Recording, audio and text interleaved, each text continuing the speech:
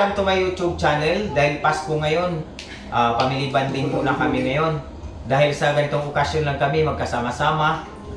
Dahil sa panahong Pasko, doon lang kami medyo busy, walang mga ginagawa.